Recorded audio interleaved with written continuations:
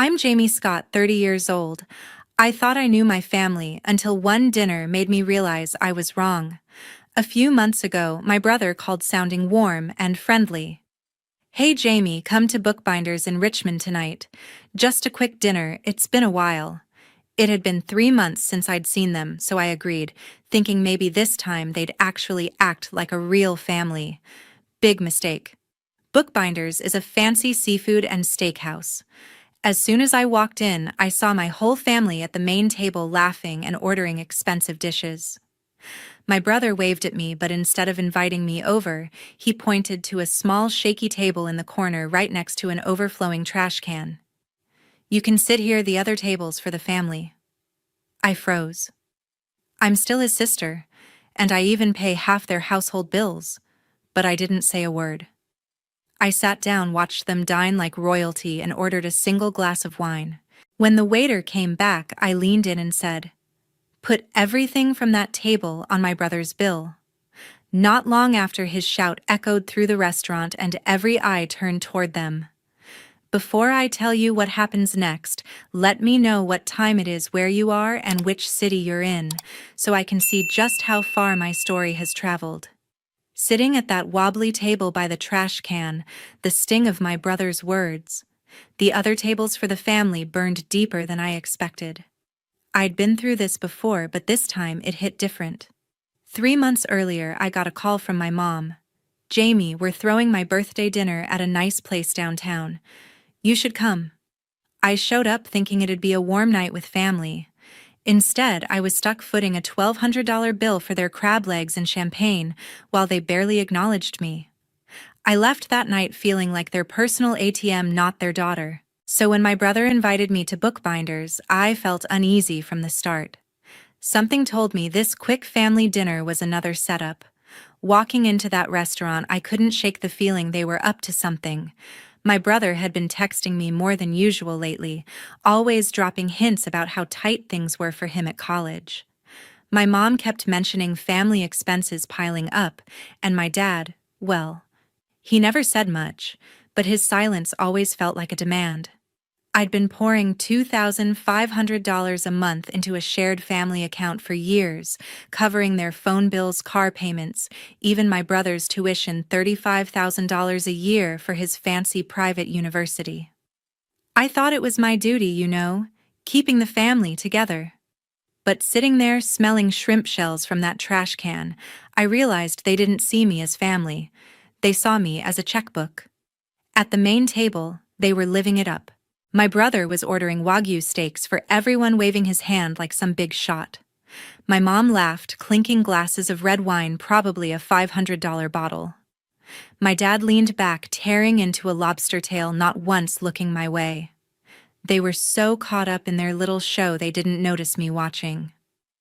Or maybe they just didn't care. The waiter passed by and I caught his eye. "Everything from that table," I said, pointing to my family, "put it on my brother's bill." He raised an eyebrow but nodded. I sipped my wine, feeling a spark of something I hadn't felt in years: control. I didn't stick around to see their faces when the bill came. I finished my drink, grabbed my purse, and slipped out the side door.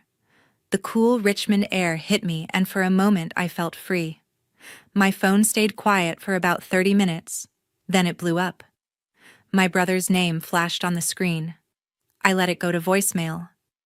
When I played it later, his voice was shaking with rage. "Jamie, what the hell?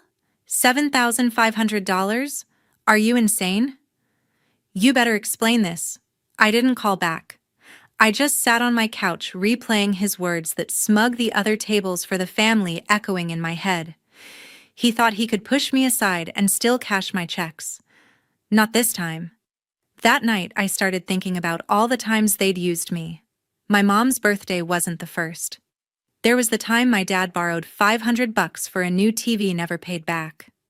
Or when my brother needed $1,000 for school supplies that somehow turned into a spring break trip to Miami.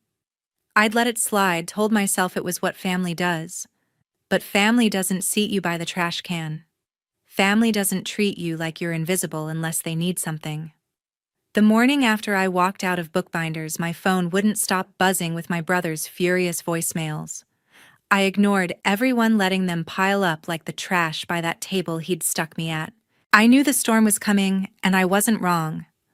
By noon, there was a sharp knock on my apartment door in Richmond. I opened it, and there were my mom and dad, faces hard with anger. My mom clutched a crumpled receipt, her knuckles white, while my dad stood behind her, arms crossed, jaw clenched, like he was ready to tear into me.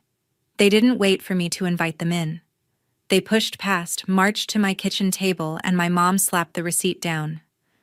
"Explain this, Jamie," she said, her voice sharp as a knife. $7,500. What kind of game are you playing?" I leaned against the counter, forcing myself to stay calm. My heart was pounding, but I wasn't going to let them see it. "I paid for my wine," I said, keeping my voice steady. "That's it. You'll have to ask your son about the rest." My mom's eyes widened like she couldn't believe I'd dare push back. She opened her mouth, but my dad cut in, stepping closer, his voice low and biting. "You're being selfish, Jamie. You know how tough things have been for us. You can't just pull a stunt like this and walk away." Selfish. The word hit me like a slap. I'd been pouring $2,500 a month into their shared account for years.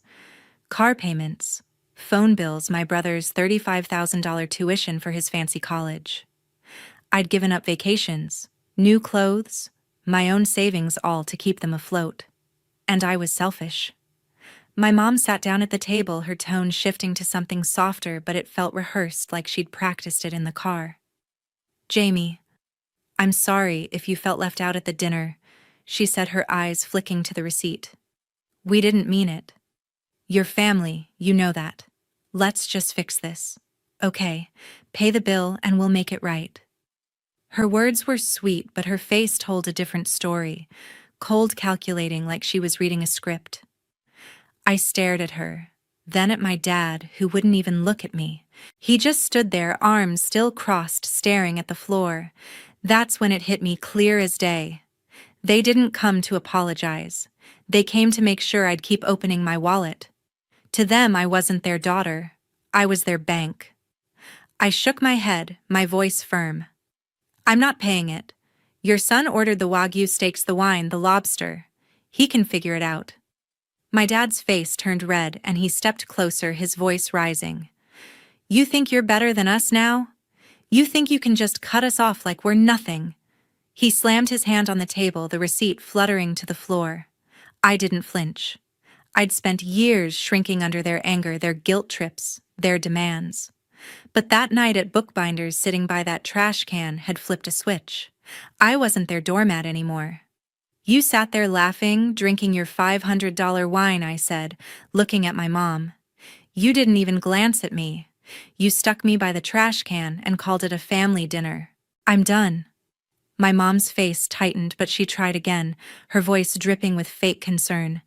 "Jamie, we're a family. We need to stick together. You've always helped us out. Don't stop now. We'll do better, I promise." She reached for my hand across the table, but I pulled back. Her promises were empty, and I was tired of believing them. I thought about the shared account, how I'd been depositing money every month, thinking it was for necessities, groceries, utilities, things to keep them going. But then I remembered the charges I'd seen over the years. Spa days for my mom, $300 a pop.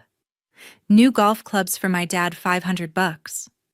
My brother's school supplies that turned into a $1,000 trip to Miami.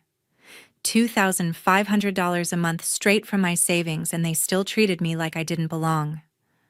I looked at my mom, my voice steady but cold. "You didn't even look at me at that dinner. You sat there toasting to family while I was stuck smelling shrimp shells." "Family doesn't do that." My dad scoffed, rolling his eyes. "You're blowing this out of proportion, Jamie. It was just a table. Just a table." I wanted to scream. It wasn't just a table. It was years of being used, years of giving everything, my money, my time, my trust, and getting nothing but demands in return. I took a deep breath and said, "I'm done being your ATM. You want to talk family? Start acting like one." My mom's face fell, but not because she was hurt. She was scheming, her eyes darting to my dad like they were planning their next move. My dad just glared, his voice low. "You'll regret this, Jamie. You don't get to walk away from us." They turned and left without another word, the receipt still on the floor. I picked it up, staring at the numbers, $7,500. I didn't feel guilty. For the first time, I felt free. I'd been carrying their weight for so long, telling myself it was love, duty, family. But it wasn't. It was control. They didn't want me at their table unless I was paying for it. I sat on my couch, the apartment quiet except for the hum of the fridge.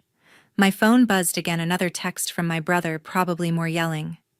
I didn't open it. I knew what was coming next. They'd try to guilt me, manipulate me, maybe even lash out. The day after my mom and dad stormed out of my apartment, I was on edge, waiting for their next move. That afternoon, I sat down to work on my laptop, a cheap but reliable machine I used for my marketing job. I opened it, clicked to log in, and the screen froze. A message flashed, "No operating system found." My stomach sank. I rebooted, tried again. Same error. All my files, client presentations, spreadsheets, photos from my last trip with friends, gone. My hands shook as I opened the security camera app on my phone. I'd installed a small camera in my living room after a break-in scare last year, just to be safe. I pulled up the footage from the night before, and my blood ran cold. There was my dad sneaking into my apartment after our fight, hunched over my laptop, typing furiously. He'd used his spare key and wiped it clean. I sat there staring at the screen, my heart pounding. This wasn't just anger. This was sabotage. My dad didn't just want to guilt me into paying their bills, he wanted to hurt me, to punish me for standing up to them. I grabbed my phone and called the Richmond police, my voice steady despite the rage burning inside. "Someone tampered with my laptop," I told the officer. "I have video proof. It's my dad. He deleted everything." The officer asked for details: when, how, what was lost. I explained: work files, personal data, months of effort.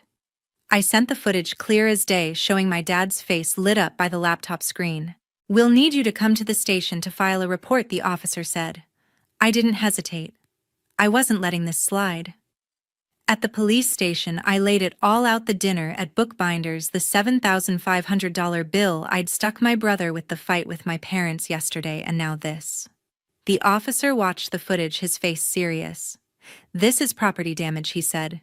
"You can press charges, or we can mediate for compensation." I didn't want a drawn-out legal fight, too much stress, too much time. "I just want him to pay for the damage," I said. $500 to recover the data and fix the laptop. The officer nodded, said they'd contact my dad. A few hours later, he called back. "Your father's agreed to pay the $500. He'll bring it to the station tomorrow." I thanked him, but my chest was still tight. This wasn't about the money. It was about what they were willing to do to keep me in line. The next morning, I woke up to a knock. I opened the door, but no one was there, just an envelope slid under it. Inside was a check for $500 and a note in my dad's handwriting: "Take it and drop this nonsense." No apology, no explanation, just his usual arrogance. I held the check, my hand steady now.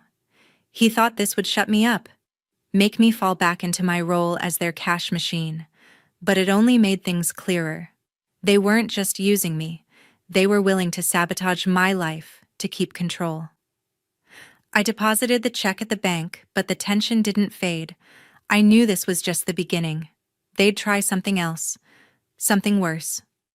That night, I poured a glass of wine and opened the shared family account on my phone. I'd been avoiding it, not wanting to face how much I'd been bleeding for them, but I needed answers.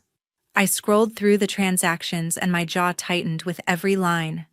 Spa visits for my mom, $300 each, sometimes twice a month.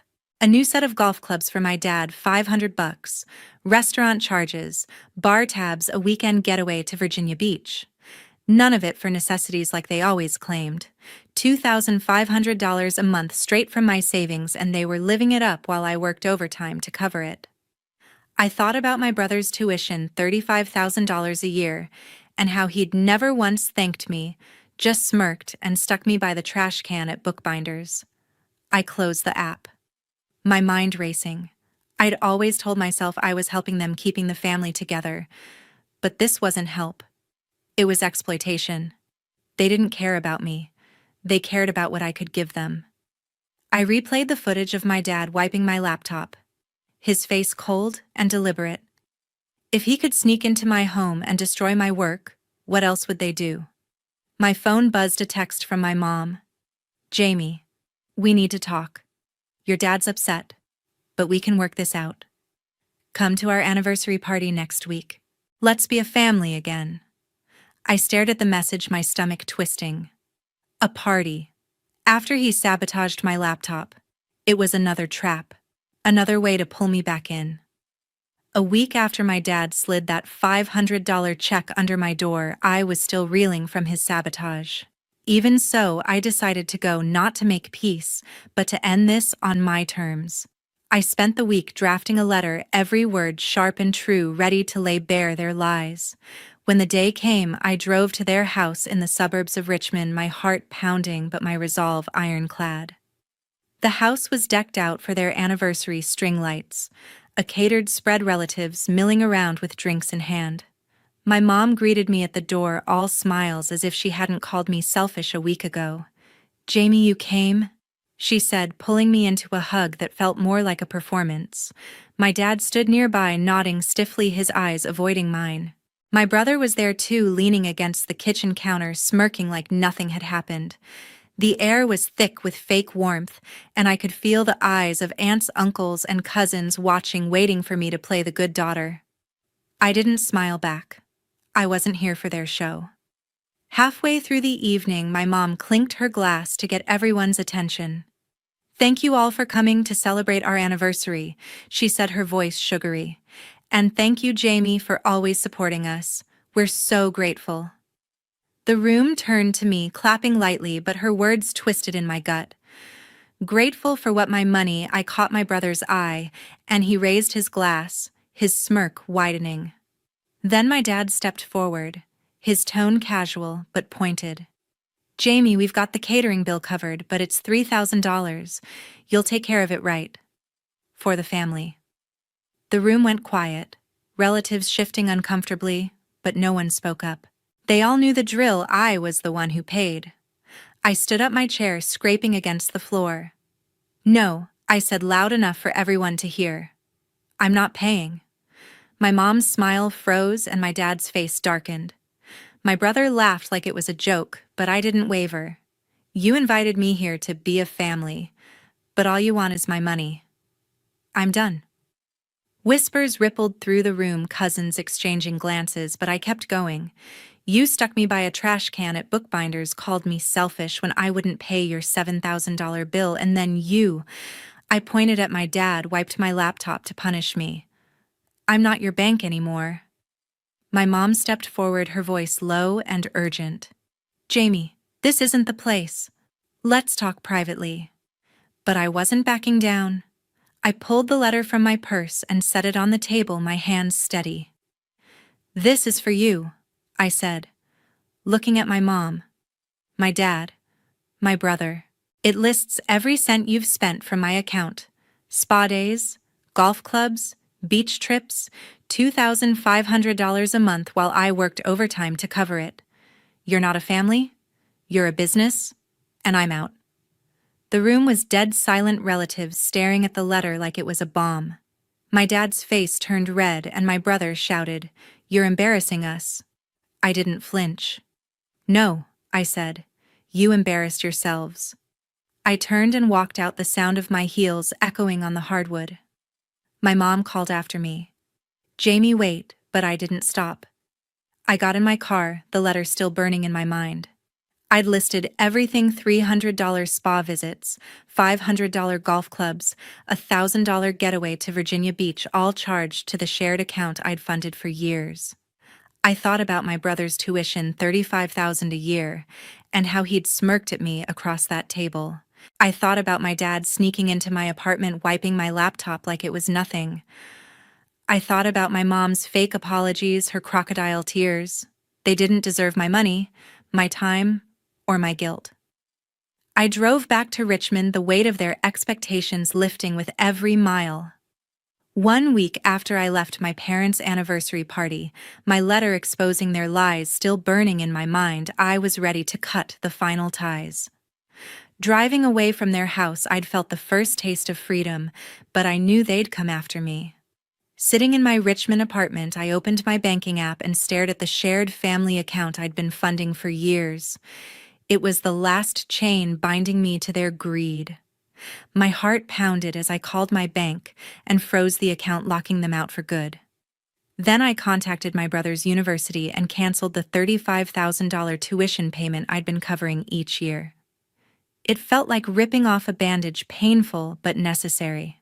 I braced myself for the storm I knew would follow. The backlash came fast. That evening, my phone buzzed with a text from my brother. "You're unbelievable. Cutting my tuition. You're gonna ruin my life over one dinner. You're pathetic." His words stung, but they didn't surprise me. He'd laughed in my face at that restaurant, expecting me to pay for his extravagance, and now he was angry I'd stopped. I didn't respond. Then my mom started calling, her voicemails flooding in, 6 in 2 hours, each one more desperate than the last. "Jamie, how could you do this to us? We're your family. Pick up and fix this." Her voice cracked, but I knew it was an act, just like her tears at the party. I let them pile up, each one fueling my resolve. By the third day, my dad called, his tone cold and sharp. "You think you can cut us off? I'll make things difficult for you, Jamie. Don't test me." I saved the voicemail. My hands steady, but my pulse racing. He'd already sabotaged my laptop. What else would he do? Then the rumors started. My cousin Holly texted me her message, hesitant but urgent. "Hey Jamie, I don't know what's going on, but your mom's telling everyone you're out of control. They're saying you're unstable, that you've abandoned your family over nothing." I stared at her words, my jaw tight. Unstable. They'd used me for years, destroyed my work when I pushed back, and now they were spinning lies to save their image. Holly added, "They're telling aunts, uncles, even neighbors. I don't believe them, but people are talking." I thanked her, my fingers trembling as I typed. It wasn't just a fight anymore. They were trying to ruin my reputation, to paint me as the villain so they could play the victims. It was a desperate move, but it only made me angrier. I wasn't going to let them control the narrative. I opened my laptop, grateful it was restored after my dad's sabotage, and pulled up the bank statements I'd saved.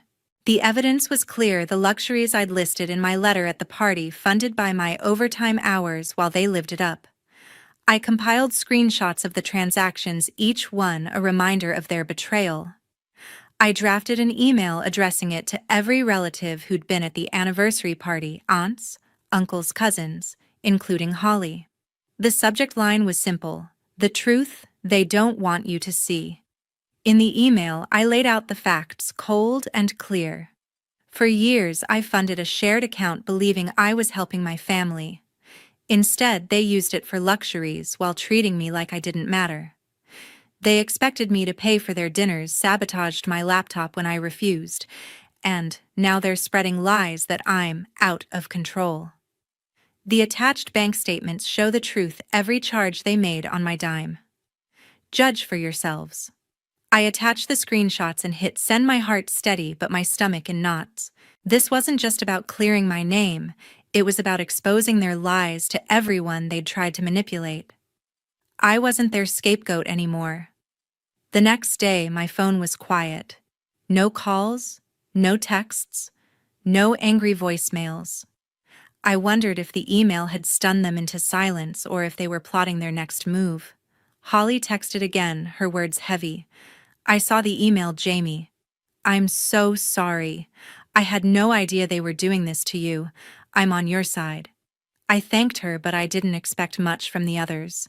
They'd stood by at the party, clapping for my mom's fake gratitude while I was asked to foot another bill. They were too tied to my parents to speak up. But I didn't need their validation. I'd spent years chasing their approval, only to realize they didn't see me as family. They saw me as a resource to exploit. Sitting on my couch, I looked around my apartment, the one I'd paid for, while they took everything I gave. I thought about my brother's venomous texts, my mom's manipulative voicemails, my dad's chilling threats. They'd crossed every line, taken my money, my trust, and still demanded more. Cutting their access wasn't just about the account or my brother's tuition, it was about reclaiming my life. The email was my final stand, my way of saying I was done being their pawn. They could spread their rumors, make their threats, but I was free. I started thinking about what came next. Richmond felt heavy now, every street tied to their betrayal. I'd been looking at job listings in Augusta, a chance to start fresh, far from their reach. The idea of a new life, one where I wasn't defined by their demands, felt like a lifeline. I wasn't just closing an account. I was closing a chapter, and I was ready to walk away for good. 2 weeks after I sent that email exposing my family's lies, I packed the last of my things and left Richmond behind. I'd landed a marketing job in Augusta, Maine, a quiet city far from the weight of my family's betrayal. The move wasn't just about distance, it was about cutting them out of my life for good. I changed my phone number, deleted my old email, and removed every link to the shared accounts they'd drained for years. My apartment, once a reminder of their greed, was now empty, my belongings packed into a small moving truck. As I drove north, the road stretching out before me, I felt lighter than I had in years. I was done being their bank, their scapegoat, their doormat. A month later, settled into a small rental in Augusta, I got a text from Holly. She'd been the only one to reach out after my email, the only one who didn't buy my family's story about me being out of control. Her message was short but heavy. "Hey, Jamie, things have changed here. Your dad's taken a second job at a hardware store working late shifts. Your brother's working part-time at a coffee shop to cover his tuition. Your mom's stopped her spa trips. They're struggling, but they haven't said sorry. I think they're too proud." I read her words, waiting for guilt to hit, but it didn't. They'd had years to treat me with respect, to see me as more than a wallet. Instead, they'd stuck me by a trash can, sabotaged my laptop, spread lies about me. Now they were facing the consequences, living without my money, forced to fend for themselves. But their pride, their refusal to own up, told me they hadn't changed. They were still the same people who'd used me, and I wasn't going back. Holly added, "Some relatives stopped talking to them after your email. They saw the bank statements and it opened their eyes." I nodded to myself, a small satisfaction settling in. The aunts and uncles who'd clapped for my mom's fake gratitude at the anniversary party were now keeping their distance. My family's lies had unraveled, their image cracked, but they hadn't reached out to apologize. No calls, no texts, no letters, just silence. My brother, who'd called me pathetic for cutting his tuition, was now pouring coffee to pay for school. My dad, who'd threatened to make things difficult, was working nights to cover bills. My mom, who'd played the victim with her crocodile tears, was living without her luxuries. They'd built their lives on my money, and now that it was gone, they were scrambling. But their silence spoke louder than any apology could. They didn't regret using me. They regretted losing me. Sitting in my new apartment, sunlight streaming through the window, I thought about how far I'd come. For years, I'd let guilt trap me, believing I owed them because they were family. I'd worked overtime, skipped vacations, poured everything into their demands, only to be disrespected at every turn. That dinner at the restaurant where they stuck me by the trash can was the first crack. Their lies, their sabotage, their refusal to see me as anything but a resource. It all led me here to a life I was building for myself. Augusta wasn't just a new city. It was a new start, a place where I could breathe without their weight on my shoulders. If I could go back, I'd tell myself one thing: don't let family guilt trap you. Set boundaries, and when respect is gone, walk away. Family isn't about blood, it's about who treats you like you matter. I learned that the hard way, but I'm stronger for it. I'm not the girl who sat by the trash can anymore. I'm not the girl who paid for their lies. I'm free, and I'm never going back. To everyone watching, thank you for sticking with my story. It's been a wild ride, but sharing it has helped me heal. If this hit home for you, drop a comment. Have you ever had to set boundaries with family? How did you do it? Hit that subscribe button for more stories like this, and let's keep the conversation going. You're not alone, and you deserve to be respected. Thanks for being here.